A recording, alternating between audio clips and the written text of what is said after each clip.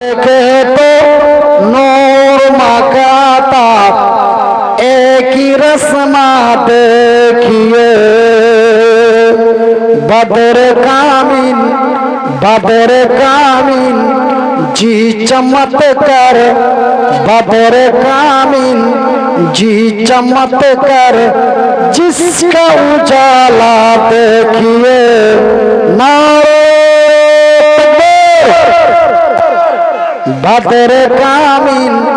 बदर कामिन जी चमत्कार जिसका उजाला देखिए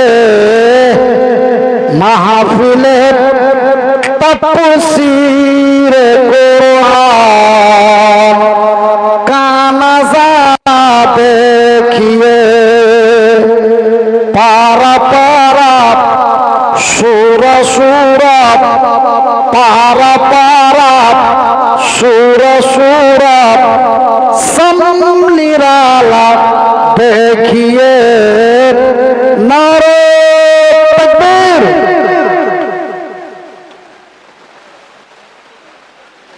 महफिले तफसीर कुरान का नज़ारा देखिए सम्मानित ও যোগ্যতম আজকের সভার সভাপতি সাহেব আগত উলামায়ে ইকরাম অত্র এলাকা থেকে ছুটে আসা ইসলাম দরদি ভাই ও বন্ধুরা বয়োজ্যেষ্ঠ বয়সপ্রাপ্ত বাপ এবং চাচারা স্নেহের কচি কচি ছেলেরা পর্দায় বসে থাকা মা ও ভগ্নীগণ প্রশংসা ওই মহান আল্লাহ যেই মহান রব্বুল আলামিনের অশেষ দয়ায় আমরা গরিব মানুষ সারা দিন কাজ কর্ম করে ব্যবসা বাণিজ্য করে আমরা নিজেকে অসুস্থ ক্লান্ত মানে খাস্তা না নিজেকে অসুস্থ ক্লান্ত বোধ মনে না করে আমরা সুন্দর সুন্দর বাড়ি সুন্দরী সুন্দরী নারী আরামের ঘুম হারাম করে খোলা আকাশের নিচে বসে সন্ধ্যা রাত্রি থেকে প্রায় শেষ রাত্রি পর্যন্ত এই প্যান্ডেলের নিচে বসে আল্লাহ ও তার রাসূলের দ্বীনের কথা শুনতে আছি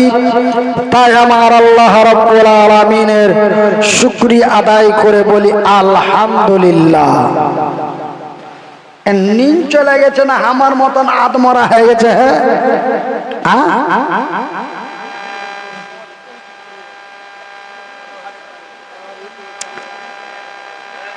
হাজি ভাই আপনারা নিন চলে গেছেন না হার মতন আদমরা হয়ে গেছেন আমার কিন্তু আধখানি মরে গেছে বাঁ দিকটা আমার শেষ আপনার ঘে বিহারে বলে লাখুয়া আর হার ঘে বাঙালে বলে প্যারালাইসিস এবং ভাটিয়া ভাষায় বলে আদমরা মানে আধখানি হার মরে গেছে আধখানি জিন্দা হয়ে আছে ওই লেগে আতর ফতরপি করতে পারি না তো আপনারাকে তো ভালো রেখেছে তাই আল্লাহর শুকরিয়া আদায় করে বলি আলহামদুলিল্লাহ।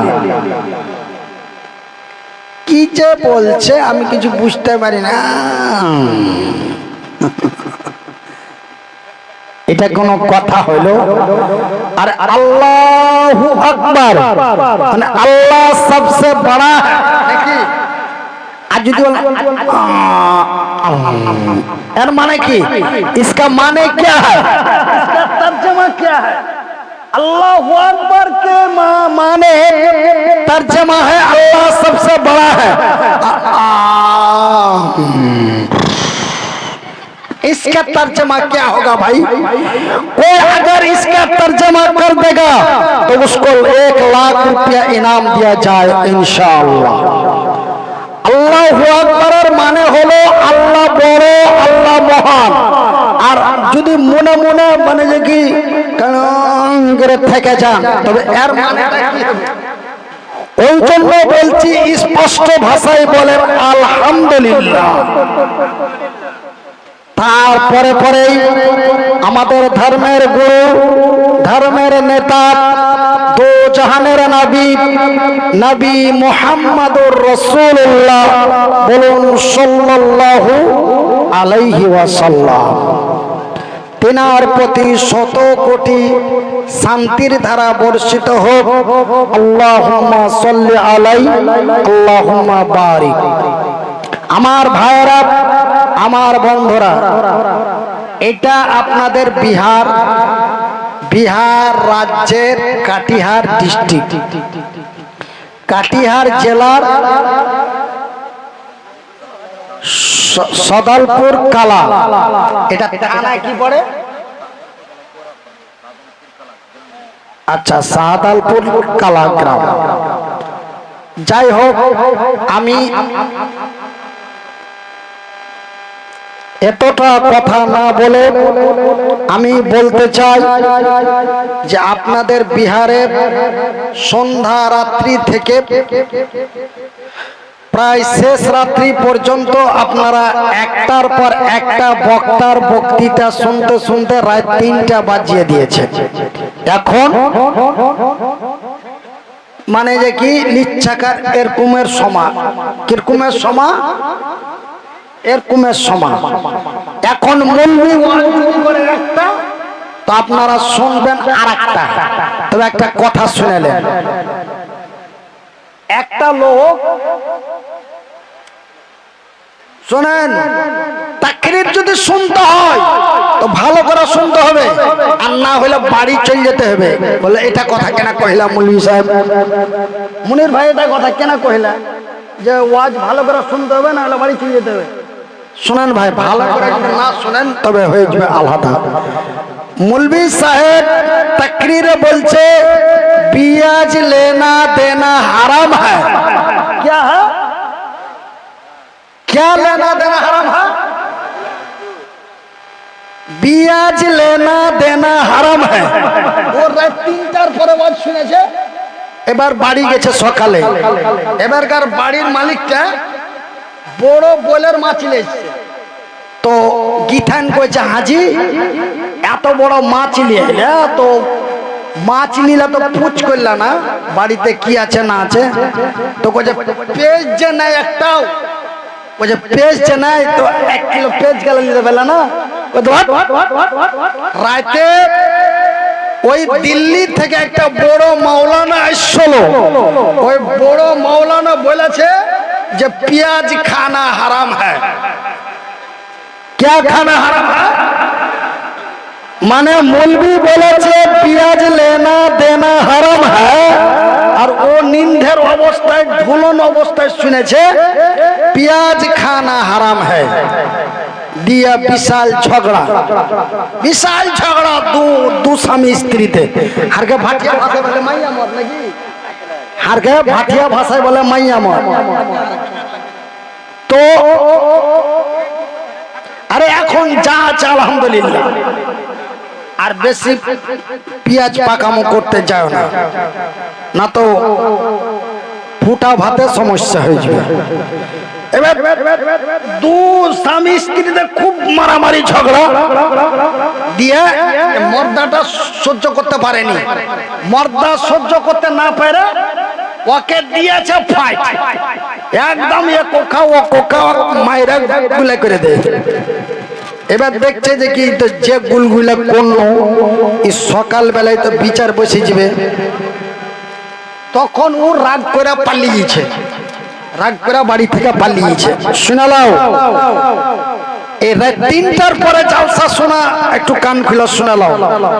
আমি কোনো ফতোয়া দিচ্ছি না, আমি খালি কারণটা বলছি, ঘটনাটা বলছি। রাত 3টার পরে জালসা শুনলে কি হয়। এবার কে ফের সিগারেট নিয়ে ব্যস্ত বা দেখছো, ও ভাবছে যে মৌলভী সাহেব এখন বয়ানে জমেছে, এদিকে আমরা সিগারেটে জমিয়ে দিই, কিন্তু জানে না যে কি টাওয়ার, সমস্ত টাওয়ার ফিট আছে।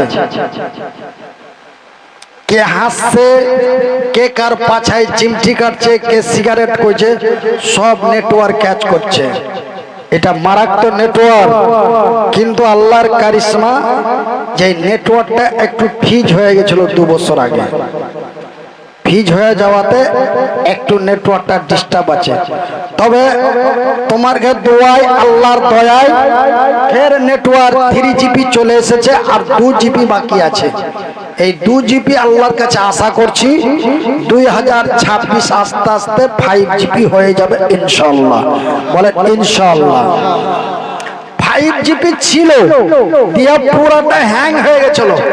হ্যাং হয়ে যাওয়ার পরে আল্লাহ 2 বছরের মধ্যে আস্তে আস্তে 3GB ঘুরালছে, আর 2GB বাকি আছে। দোয়া করবেন, আপনার কাছে দোয়া চাই। বিহারের মানুষ আমার জন্য খুব দোয়া করেছে, আপনার দোয়ায়, আল্লাহর দয়ায় আল্লাহ আমাকে বাঁচিয়ে রেখেছে। আপনারা তো শুনেছিলেন যে কি মনিরুদ্দিন ভাই ব্রেন হেমারেজ করে মারা গেছে, ইন্তিকাল করেছে। আপনারা মেলায় জায়গায় জানাজাও পড়ে নিয়েছেন, আমি শুনেছি। ব্রেন ঘোরার পরে আমি শুনেছি, কিন্তু আজ একটা কথা শুনে খুব খুশি হলো। শামীম আখতার ভাই সাহেব বলছে, মনির ভাই তোমার লাগে আমার মসজিদে এলান করে জামাতবদ্ধ হয়ে করে দোয়া করেছি, আর যেই তোমার কথা শুনেছে যে অবস্থা খারাপ, ওরই মুখ থেকে বলছে আহা লোকটা খুব ভালো ছিল জি। এরকম করে আপনার হাই প্রস্তাবনা করেছে, আল্লাহ আপনাকে ঘোরালছে শুধু মানুষের দোয়ায়। এত লোক আপনার জন্য দোয়া করেছে, কে জানি না, নিশ্চয় আল্লাহর কোন নেক বান্দার দোয়া আল্লাহ কবুল করেছে, আল্লাহ আপনাকে বাঁচিয়ে দিয়েছে। কেনা যে ব্রেন হেমারেজ রোগী বাঁচে না, ব্রেন স্ট্রোক রোগী বাঁচে না, 100টার মধ্যে 99টাই মারা যায়, তার মধ্যে একটা আপনাকে আল্লাহ বাঁচিয়ে দিয়েছে। বলেন আলহামদুলিল্লাহ। শামীম আখতার ফাইজি সাহেবের সাথে এই গল্পগুলো আপনাকে স্টেজে আসার আগে হচ্ছিল। তো ঘরোয়া গল্প না করে আসল গল্পতে চলে যাই, তারপরে বয়ান হবে ইনশাআল্লাহ। বয়ান করার জন্য পবিত্র আল কোরআনের সূরা আর রহমান থেকে আয়াত পাঠ করে রেখেছি। এবার দুজনা মহিলা ঝগড়া ঝাঁটি করে, ও মর্দা এখন রাগ করে থাকবে না, চলে যাবে। তোকে দেখবো না, তোর বাড়িতে থাকবো না। কিন্তু কত খেপার খেপা, ওয়ারি বাড়ি আর ওর স্ত্রীকে কইছে তোকে দেখবো না, তোর বাড়িতে থাকবো না। কইছে হাজি যেঠে মন সেঠে যাবে, দুটা খায়া লাও। খবরদার চালা করবি না, তোর হাতের খাবো না। তোকে কথা শুনেন, তোকে দেখবো না, তোর বাড়িতে থাকবো না, তোর হাতের খাবো না। কি হলো মাইক? पहले जो आवाज था वो आवाज रिटर्न करो। पहले जो आवाज था,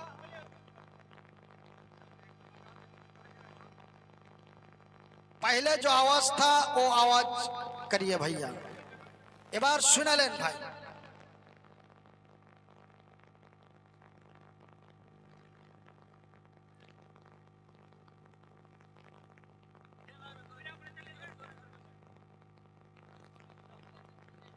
এবার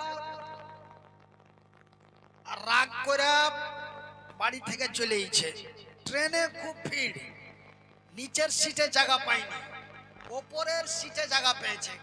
কোন সিটে? ওপরের সিটে জায়গা পেয়েছে। সুইটা ফ্লাট হয়ে পড়ে গেছে। রাত 12টা 1টা হয়েছে, নিন চেপে ধরলে, আর এদিকে পেটে চুমাও দৌড়াইছে, এদিকে পেটে চুমা দৌড়াইছে, আর এদিকে চোখ চেপে ধরলেছে, মানে নিন্দ ছাড়ানোর ভোকও লেগেছে। এবারকার রাত 12টা 1টার দিকে তখন একজনা উঠেছে, উঠে এ रोटी तरकारी रोटी तरकारी। और चुकता टुक लगे, ए भैया इधर आइए, बोले हमको 2 प्लेट दीजिए। चूत चात करके 2 प्लेट रोटी খেয়ে নিয়েছে খেয়ে নিয়ে হাত মুছা ফের পড়ে গেছে এবার সারা ডাব্বায় বিক্রি করা হলো বিক্রি করার পরে এবার হকার বলছে ভাইয়া পয়সা নিকালে বলে টাকা দাও বলে কয় টাকা বলে 40 টাকা এই কয় টাকা না 30 টাকা এই কয় টাকা 50 টাকা কয় টাকা 70 টাকা এবার উপরওয়ালাকে বলছে এই টাকা বলে কিসের টাকা ঘুমের অবস্থায় নিন্দার অবস্থায় খেয়েছে নিন্দার অবস্থায় খেয়েছে ওকে কইছে এই টাকা কইছে কিসের টাকা কইছে আরে বেটা তুই যে রুটি খালি তো টাকা দিবি না কইছে তুই খাওয়ার আগে কি কহেছিলি রুটি দেওয়ার আগে কি কহেছিলি কইছে আরে আমি কি বলবো আমি বলেছি রুটি তরকারি ও বেটা নিন্দের অবস্থায় শুনেছে রুটি সরকারি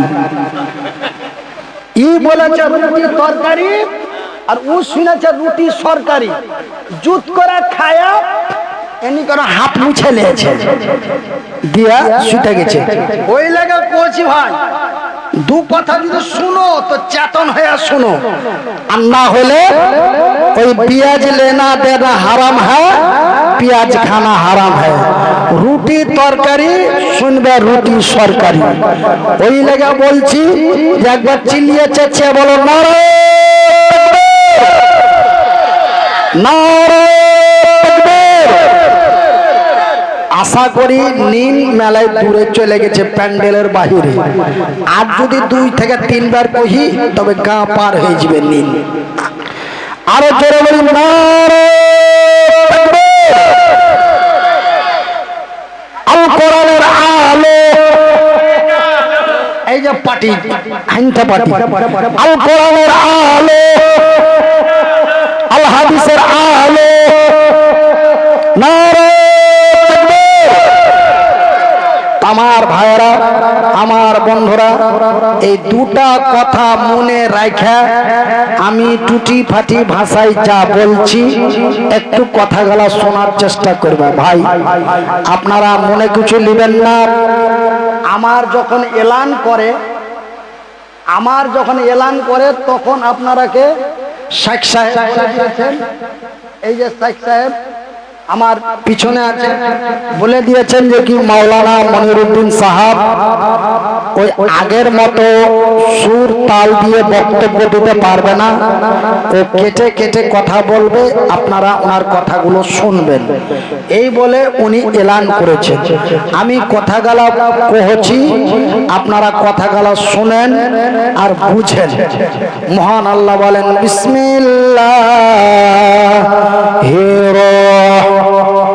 রহমানির রহিম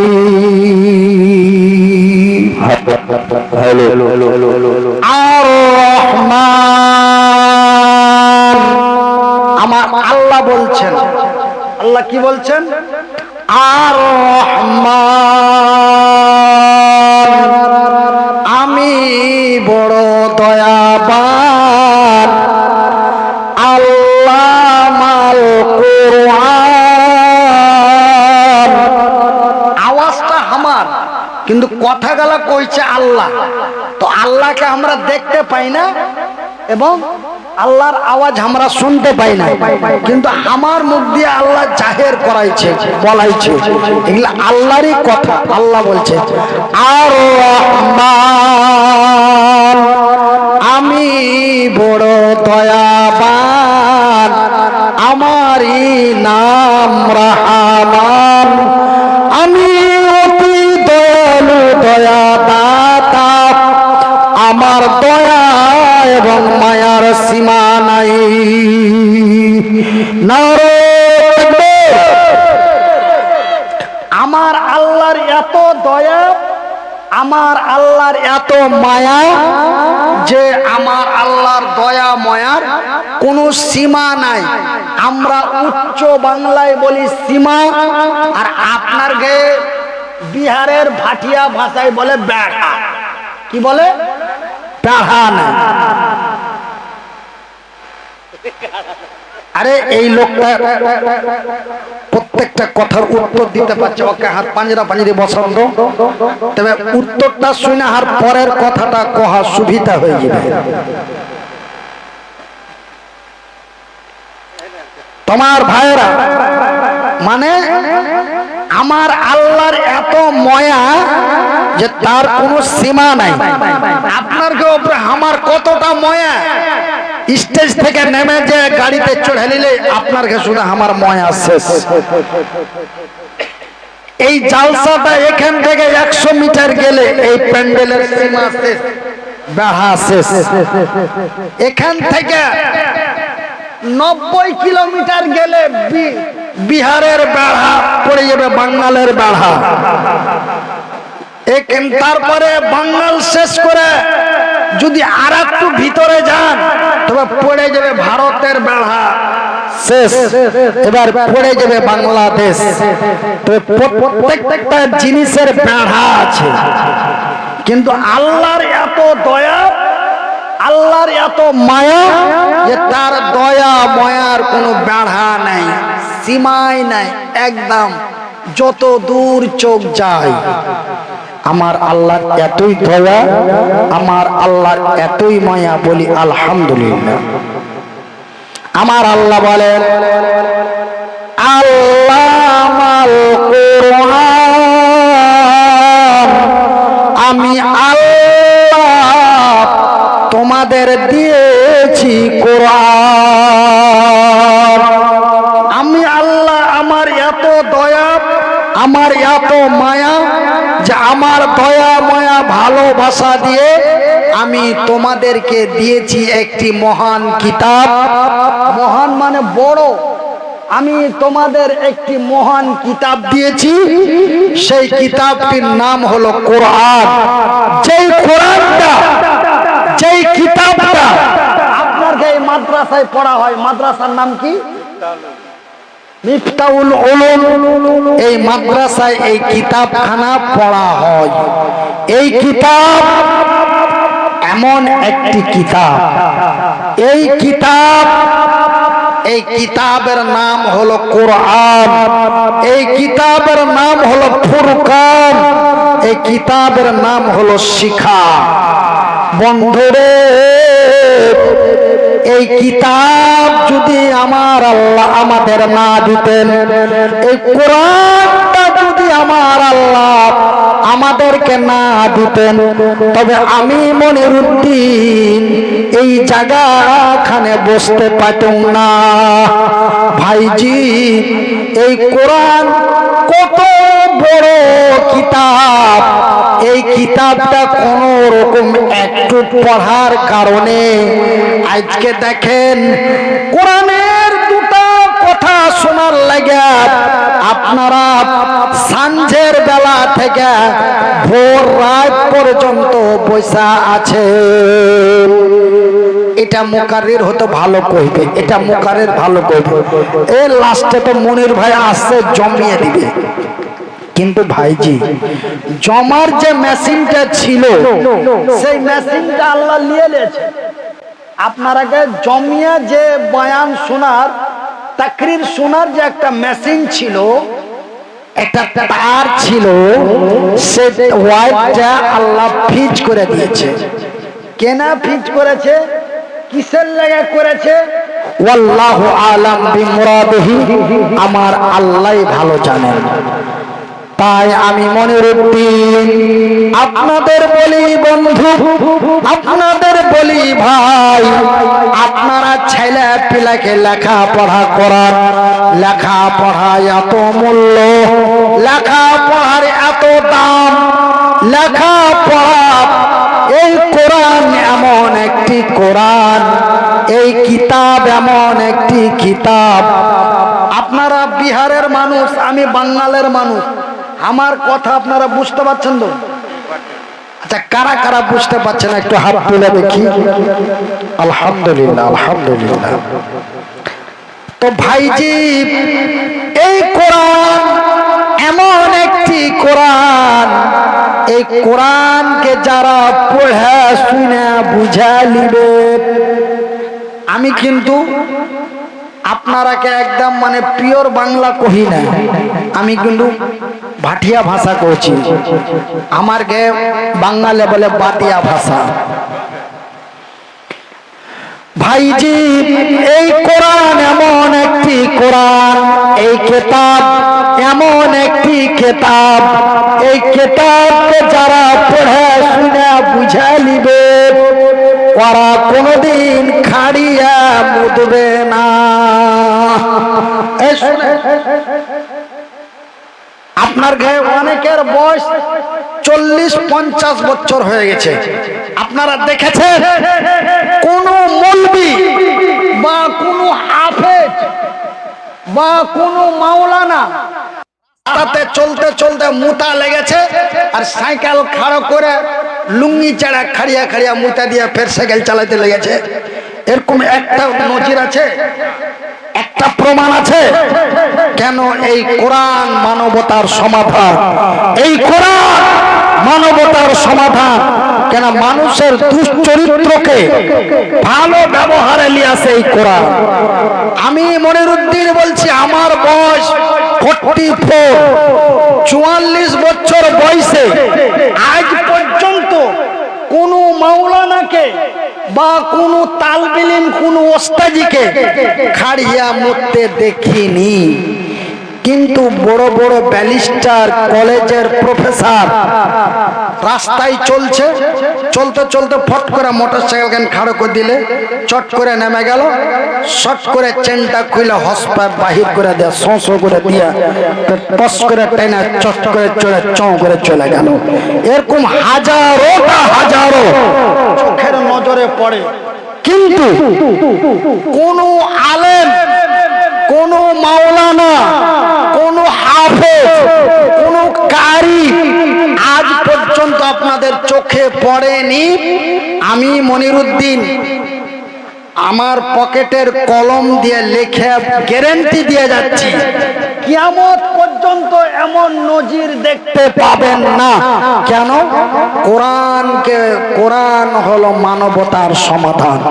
মানুষের দুশ্চরিত্রকে নেক চরিত্র বানিয়ে দেয় এই কোরআন। এই কোরআন এমন একটি কোরআন, যেই কোরআন আপনাদের মাদ্রাসায় পড়া হয়, যেই কোরআন আমি মনিরুদ্দিন 1-2 করে 14 বছর ধরে লেখাপড়া করেছি। এই কোরআন এমন একটি কোরআন, এই কোরআনকে যারা পড়ে শুনে বুঝে নিবে তারা কালেমা পড়তে বাধ্য হয়ে যাবে।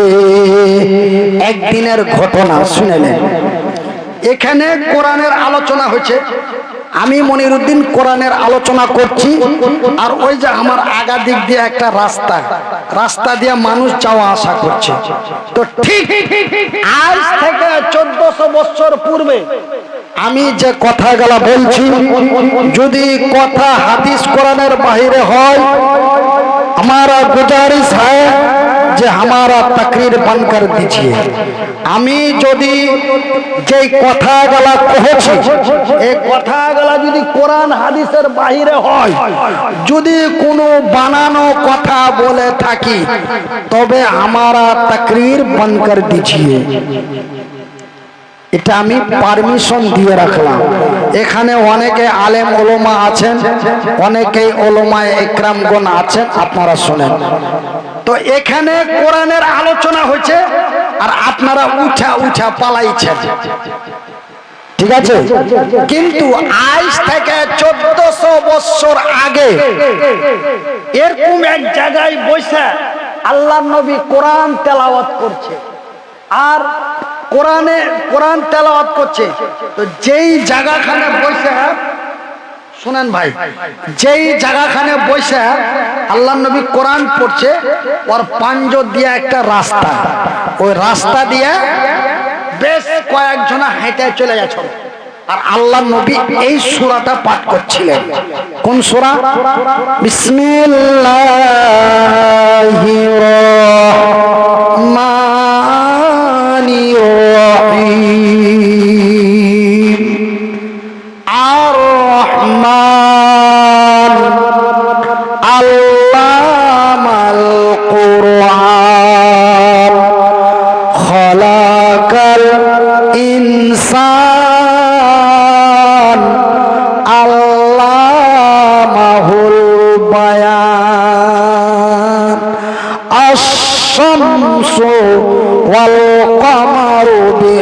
মুসলমান।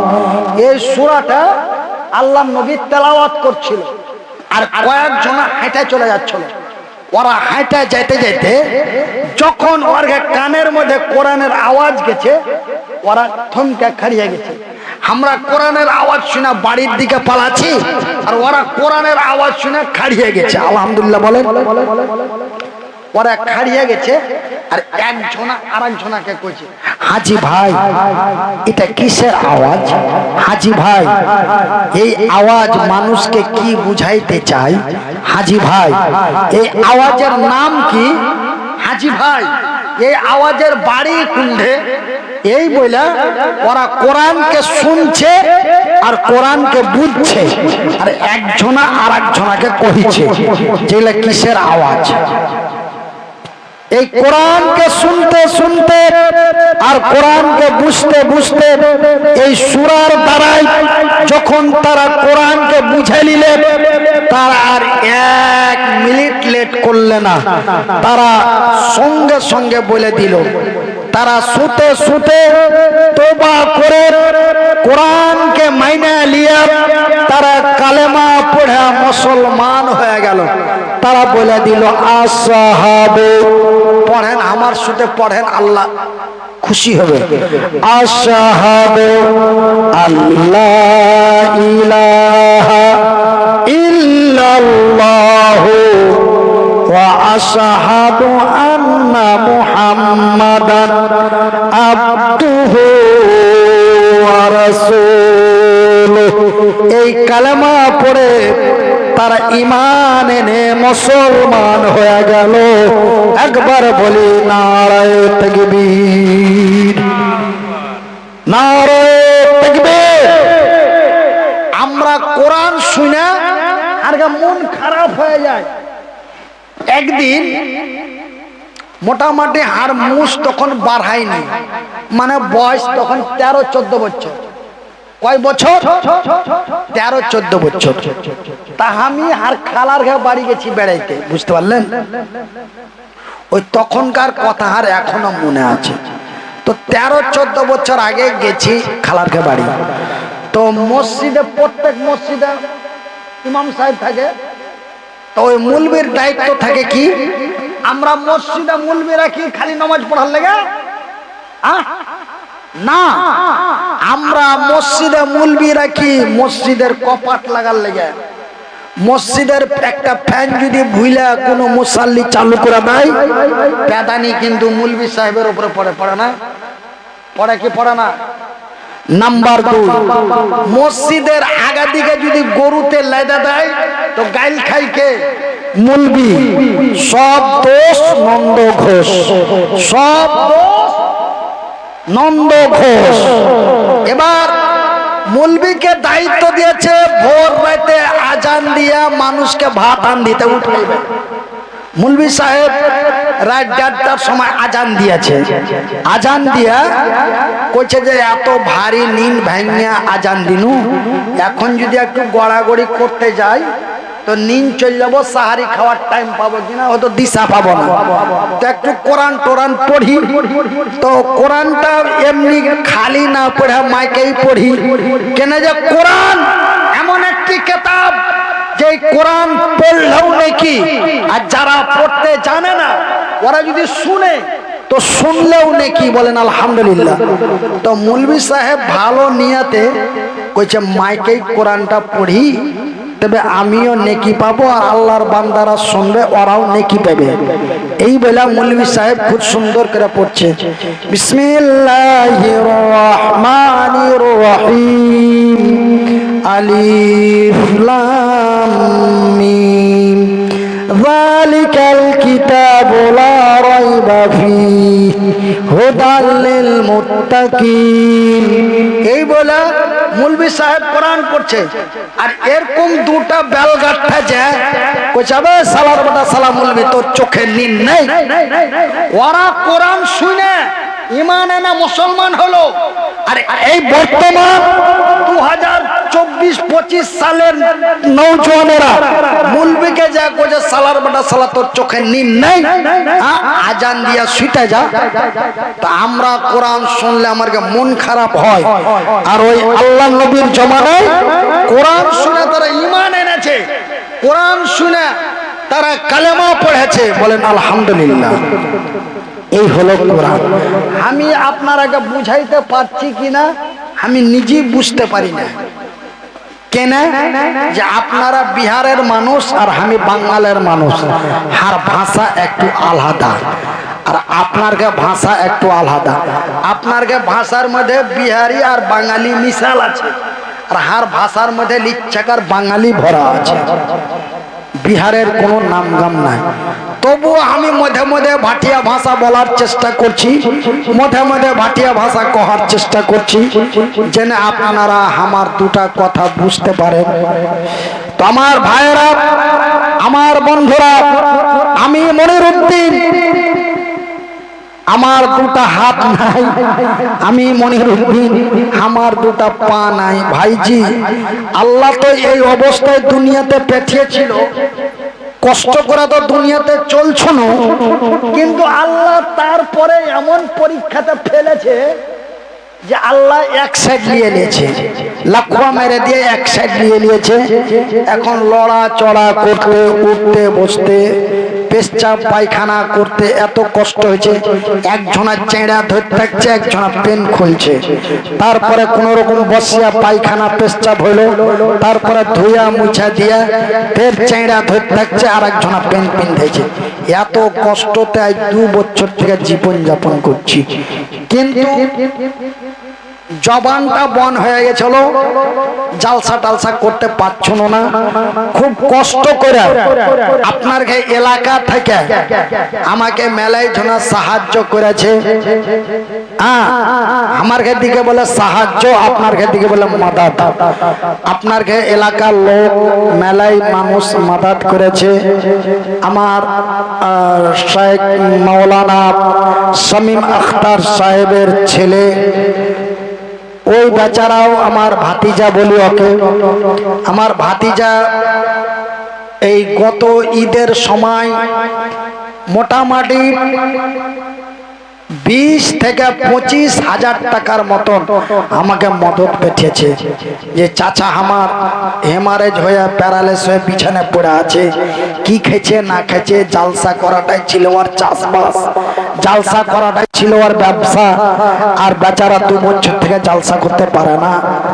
তো আপনার দোয়াই, আল্লাহর দয়ায় আল্লাহ মুখের জবানটা খুলেছে, আপনারা ফের আমাকে ডেকেছেন, আমি এসেছি। আপনারা আমার লাগা দোয়া করবেন। আমি এখন খুব কষ্টতে জীবন যাপন করছি, খুব কষ্টতে দিন যাচ্ছে ভাই। আপনার কাছে টাকা পয়সা চাহি না, আপনার কাছে একটু দোয়া চাচ্ছি যে আল্লাহ যেন হাকে সম্পূর্ণটা ভালো করে দেয়।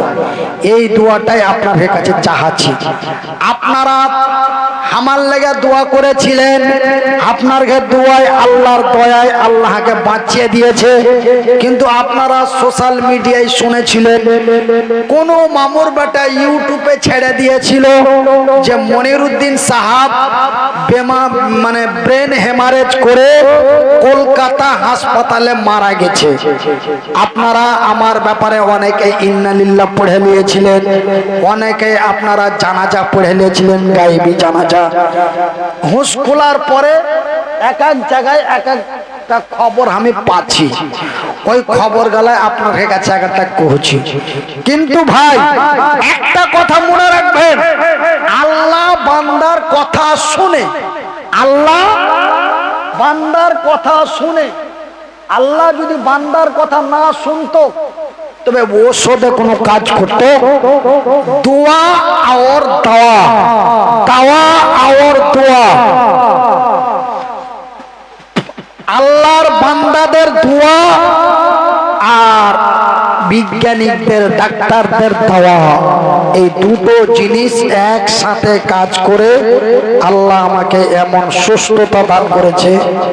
ভাইজি, এই হাতটা তুলতে পারছি, এই হাত দিয়ে দোয়া করব। আগে এই দুখানটায় হাত তুলে দোয়া করতাম, হাত তুলা দোয়া করা ঠিক না বেঠিক আমি সেই ফতোয়া ফারাই যে না যায়। আমি ফারমাইশি দোয়া করতুম, এরকম দু হাত তুলা দোয়া করতুম, কিন্তু ভাইজি আল্লাহ এই হাতটা নষ্ট করে দিয়েছে। এই হাতটা আর তুলতে পারি না, পারবো কি না তাও জানি না। তো এই হাতটা উঁচা করে দোয়া করব, আপনারা এই কোরআনের সম্মান করার লেগে, এই কোরআনের হাফেজ তৈরি করার জন্য, এই কোরআনের মুফাসসির তৈরি করার জন্য আমি মুহতাজ, আমি মুসাফির, আমি মাজলুম, আমি অসহায়। আল্লাহর দরবারে ফজরের সময় দোয়া করব। আর কিছুক্ষণ পরে ফজরের আজান হবে নাকি? কত বাজছে এখন? 3:38। আর কিছুক্ষণ পরে ফজরের আজান হবে। আমি এই ফজরের আজানের টাইমে আপনার লেগে দোয়া করব। আপনারা আমার ভাই হযরত আলী সাহেবের হাতে অনেক টাকা দান করেছেন, আমি শুনলাম। আপনারা অনেকে ঢুলাইছেন, ঋণ পেড়েছেন, কিন্তু আমি ঘর থেকে কে কোন বক্তা কোন ক্যাসেট বাজাইছে আমি খালি ক্যাসেট শুনছি। কে জানি হযরত আলীর যেটা ক্যাসেট বাজিয়ে গেল, ও নিন্দার ঝোঁকাইছে যদি রুটি তরকারির মতন, ওটাই ক্যাসেট আমি লাগিয়ে দিই। তার লেগে যারা বক্তা তারা কো আজ প্রত্যেকটা বক্তার শুনতে হয় যে কোন কোন বক্তা কোন তাকরীর করলে, কোন কোন বক্তা কোন কোন কথা কহিল, ওই কথাগুলাকে ছাইটা বাইছা ফের অন্যরকম কথা কইতে হবে। তা আমি শুনল আমার বড় ভাই শেখ মাওলানা শামীম আক্তার সাহেব ফাইজি, ওনার হাতে আপনারা অনেক টাকা দান করেছেন, আমি শুনলাম। তা আমি শেষ বক্তা হিসাবে, যার শেষ ভালো তার সব ভালো, যার শেষ ভালো তার সব